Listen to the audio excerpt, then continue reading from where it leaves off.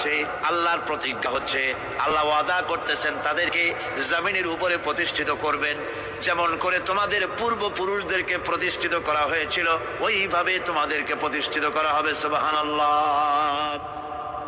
প্রতিষ্ঠিত করা হবে মানে রাষ্ট্র ক্ষমতা দেওয়া হবে। কি দেওয়া হবে? যদি গোলাম হও, যদি কি হও? গোলাম। আল্লাহ পাক বলছেন শুধু তাই নয়, আমি আমার দিনকে যারা প্রতিষ্ঠা করবে, আমার গোলামেরা যদি, আমার বান্দারা সঠিকভাবে যদি আমার গোলামি করে, মালানে আমলে সালেহ করে, নেক কাজ করে, আমি তাদেরকে রাষ্ট্র প্রতিষ্ঠার সুযোগ করে দেব। আর তাদের জন্য ভীতির পরিবর্তে, সন্ত্রাসের পরিবর্তে শান্তি কায়েম করে দেব। সুবহানাল্লাহ। وَلَيُمَكِّنَنَّ لَهُمْ دِينَهُمُ الَّذِي ارْتَضَىٰ لَهُمْ وَلَيُبَدِّلَنَّهُمْ مِنْ خَوْفِهِمْ أَمْنًا। তাদের দিনকে তারা নিজেদের জন্য যা পছন্দ করেছে অবশ্যই তিনি তা কায়েম করে দিবেন, এবং সন্ত্রাস আর ভীতির পরিবর্তে আল্লাহ নিরাপত্তা দান করবেন। যেরকম সুবহানাল্লাহ। সন্ত্রাস বন্ধ হবে, চুরি, ডাকাতি, জেনা, ব্যভিচার সব বন্ধ হয়ে যাবে। তোমরা ক্ষমতায় থাকবে, তোমরা ডমিনেটেড হবে না, তোমরা ডমিনেট করবে।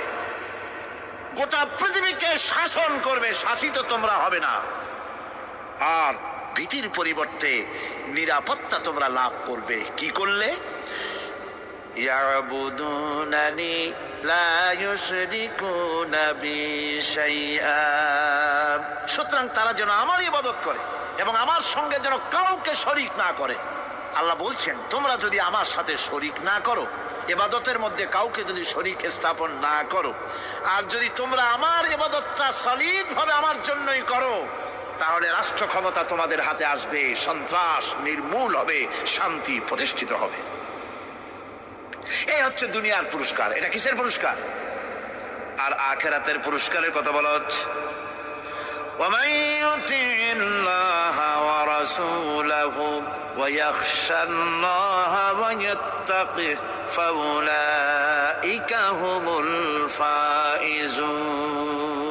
যে ব্যক্তি আল্লাহ এবং রাসূলের আনুগত্য করেছে, আল্লাহকে ভয় করে চলেছে, তার গজব থেকে বেঁচে রয়েছে, সেই হচ্ছে সফল কাম। সফল কাম মানে কি? কিয়ামতের দিন আল্লাহ পাক তাদেরকে জান্নাত দান করবেন। আল্লাহ পাক তাদেরকে কিয়ামতে কি দিবেন? জান্নাত দিবেন, চিরস্থায়ী শান্তির জায়গা, সেই জান্নাত লাভ করা যাবে।